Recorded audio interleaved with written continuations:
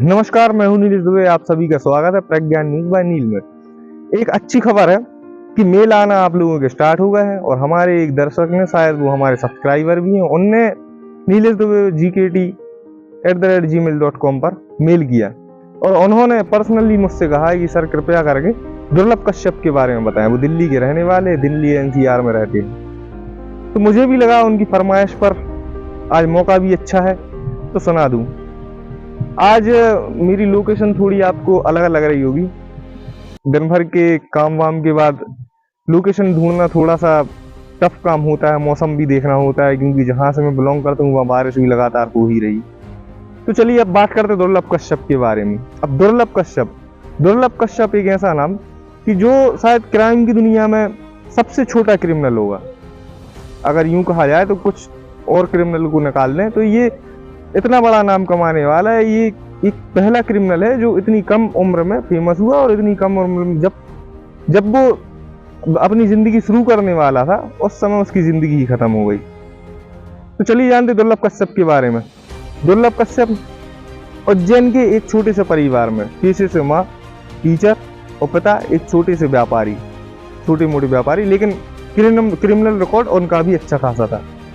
तो ऐसे घर में होता है दुर्लभ का जन्म। पढ़ाई लिखाई शुरुआती शिक्षा अच्छी हुई क्योंकि माँ पेशे से टीचर थी, कमाई भी अच्छी हो जाती थी, तो इंग्लिश मीडियम स्कूल में अच्छी तरह से पढ़ाई लिखाई कर रहा था।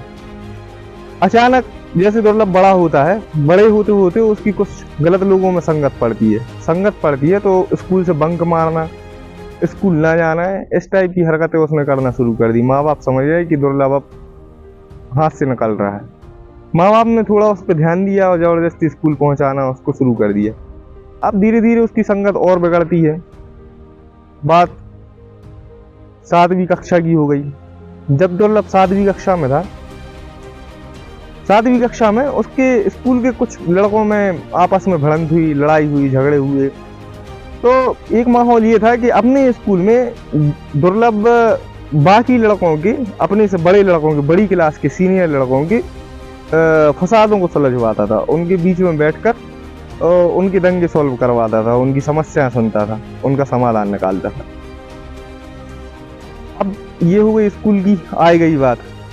तो चलिए और बात बताते हैं इसके बारे में कि ये एक लौता ऐसा क्रिमिनल था जिसने बाकायदा सोशल मीडिया को अपना जुर्म का हब बना रखा था। जैसे कि ये सोशल मीडिया पर बाकायदा पोस्ट डालता कि किसी भी प्रकार का क्राइम हो, कोई सा भी क्राइम हो, किसी की किडनैपिंग करनी हो, किसी को उठाना हो, किसी को मारना हो, पीटना हो, कोई भी काम हो, आप बताएं, सारे काम किए जाएंगे। इस टाइप के मैसेज डालना, हथियारों के साथ फोटो डालना, इनलीगल एक्टिविटी, कई दोस्तों के साथ मिलकर पूरे दिन नशे में धुत रहना, ये सब दुर्लभ के काम थे। जैसे जैसे दुर्लभ बड़ा हो रहा था, जैसे जैसे आगे बढ़ता जा रहा था, क्राइम में आगे निकल रहा था, वैसे वैसे उसके दुश्मन भी बढ़ते जा रहे थे।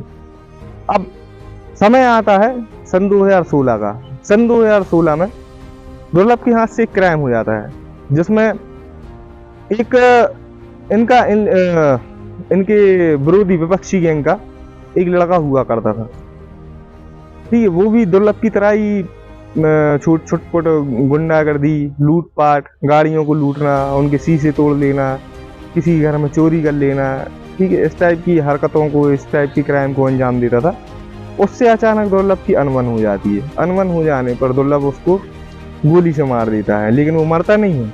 उसके हाथ में गोली लगती है, कंधे पर लगभग गोली लगती है, एक ऐसे पॉइंट पर गोली लगती है कि वो सीरियस हो जाता है, लेकिन मरता नहीं है। इसी जुर्म में उसको मध्य प्रदेश के सागर में पहले पोस्टेड थे सचिन अतुलकर, जो कि उस समय उज्जैन में पोस्टेड हुआ करती थी, IPS थे वो।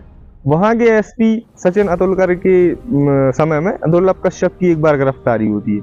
जैसे ही दुर्लभ कश्यप की गिरफ्तारी होती है, अब वो देखते हैं कि इतना छोटा सा लड़का है और तेरी एज भी नहीं है, तू कुछ इससे अच्छा की पढ़ाई लिखाई कर लेता। लेकिन दुर्लभ का बिहेवियर कुछ ऐसा नहीं था कि उसको समझाया जा सके।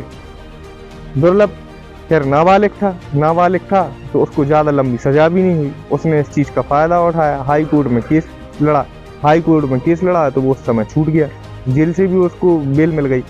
अब वो खुलेआम घूमने लगा। लेकिन सचिन अतुलकर ने उससे बोला था अपने सामने उसको, अपने आगे एक बार उसको बताया और एक सलाह दी कि जब तक तू जेल में रहेगा तब तक तू जिंदा रहेगा। ये सचिन अतुलकर ने बोला था उनसे। और सचिन अतुलकर का कहना ये था कि जितनी तेरी उम्र नहीं है उससे ज़्यादा तूने दुश्मन बना लिए हैं, इसलिए हो सकता है तू बाहर निकले तो कोई अपनी दुश्मनी की रंजिश निकालने के लिए तुझे मार दे और तू मारा जाएगा, इसलिए तू जेल में ही रह, तेरे लिए यही ठिकाना सही है। और दुर्लभ उनकी बात मान लेता है, कुछ समय तक और जेल में रहता है। लेकिन फिर आता है समय कोरोना काल का। उस समय कोरोना काल आ जाता है। कोरोना काल में अब दुर्लभ का जीना मुश्किल हो रहा था। दुर्लभ जैसे ही जेल से निकलता है, फिर कोरोना काल में काफी सारे कैदियों को छोड़ा गया जिनकी सजा पूरी हो चुकी थी या जो रिहा हो चुके थे, जो बेल पर बाहर जा सकते थे, उनको रिलीज करना गवर्नमेंट ने चालू किया। तो इसी सिलसिले में दुर्लभ भी बाहर आ गया। जब दुर्लभ बाहर आया तो इसने क्राइम से थोड़ा सा पीछे हटने की सोची और ये घर पे आया। घर पे आने के बाद इसने कुछ दिन इंदौर में कहीं एक किराए से फ्लैट लिया। एक जगह थी इंदौर में, वहाँ पर इसने किराए से फ्लैट लिया और अपने कुछ दोस्तों के साथ वहाँ रहने लगता है। तो 10 से 15 दिन ये रहता है। 10 से 15 दिन के बाद इसको जैसे ही मौका मिलता है तो ये फिर दोबारा अपनी माँ के पास आता है। माँ के कुल मिलाकर थोड़ा बहुत सुधर गया था, वो नशा उसने बंद कर दिया था, उसके दोस्त बताते हैं। और उसकी बायोग्राफी में कुछ ऐसी चीज़ें हैं जिससे पता चलता है कि दुर्लभ ने नशा बंद कर दिया था। तो वो नशे बंद कर देता है और चुपचाप घर पे आके रहने लगता है माँ बाप के साथ। लेकिन तो रात की बात थी, लगभग 11:30 बजे की। 11:30 बज जाते हैं। 11:30 बजे दुर्लभ अपनी माँ के साथ बैठकर खाना खाता है। घर में कुल 3 ही सदस्य हुआ करते थे, माँ बाप और दुर्लभ कश्यप, ये तीनों सदस्य। अब दुर्लभ रात्रि को लगभग 11:30 बजे खाना खाता है। खाना खाने के बाद वो बाहर निकलता है घूमने के लिए। उसके कुछ दोस्त बुलाते हैं उसको, तो वो माँ को बोलता है कि मैं घूम के आता हूँ। अब उसी समय उसके घर के ही थोड़ी आगे एक चाय की दुकान हुआ करती, छोटा सा एक चाय का ठेला था जहाँ एक व्यक्ति चाय बेचा करता था। तो दोस्तों से उसने कहा कि तो ये कोरोना का टाइम चल रहा है, लॉकडाउन चारों तरफ है, कौन सी चाय की दुकान खुली होगी, तेरा उसको कैंसिल कर दें। लेकिन एक दोस्त ने बताया कि नहीं, मैं वहाँ से चल कर आ रहा हूँ, मैंने देखा है कि रास्ते में जो चाय की दुकान वाले हैं वो दुकान खोल कर रखते हैं और देर रात तक उनकी दुकान खुली रहती है। अब दुर्लभ अपने दोस्तों के साथ चाय पीने चला जाता है। जैसे ही दुर्लभ चाय पीने जाता है, वहां पर देखता है कुछ लड़के पहले से खड़े हुए हैं जो उसकी विपक्षी पार्टी के हैं। इसके साथ वाले, दुर्लभ के साथ वाले बोलते हैं कि चलते हैं अपन यहाँ से, यहाँ काफी सारे लोग, लेकिन दुर्लभ नहीं मानता। दुर्लभ जाता है वहीं पे। अब दोनों गैंग के बीच में, अब दोनों लोग आमने सामने। अब सामने वाला जो विपक्षी पार्टी का था, जिससे दुर्लभ की झगड़ा हुआ, जिससे उसकी लड़ाई हुई, वो भी दुर्लभ की तरह ही काम करता था। लेकिन वो थोड़ा बहुत उससे नाराज था, क्योंकि दुर्लभ, जैसे ही दुर्लभ की फैन फॉलोइंग बढ़ रही थी, लगातार उसका वो स्टाइल, कंधे पर गमछा डालना, माथे पर टीका लगाना, आपने देखा होगा, इस टाइप का फैन फॉलोइंग बढ़ रही थी। तो इनका रुतबा कम हो रहा था, यहाँ से इनका दुर्लभ का रुतबा बढ़ रहा था। तो इस चीज को लेके शहनवाज, जिसका नाम शहनवाज था, वो नाराज था। अब जैसे ही शहनवाज और दुर्लभ कश्यप आपस में आते हैं तो इन दोनों की कोई अनबन होती है। जैसे ही अनबन होती है तो शहनवाज के साथ काफी सारे लोग थे, दुर्लभ के साथ वाले भाग जाते हैं। दुर्लभ अपने साथ एक गन रखे हुए था। इन दोनों की आपस में अनबन होती है और दुर्लभ बिना कुछ सोचे समझे गन निकालता और शहनवाज को सीधा माथे पर गोली मार देता है। शहनवाज वहीं पर घायल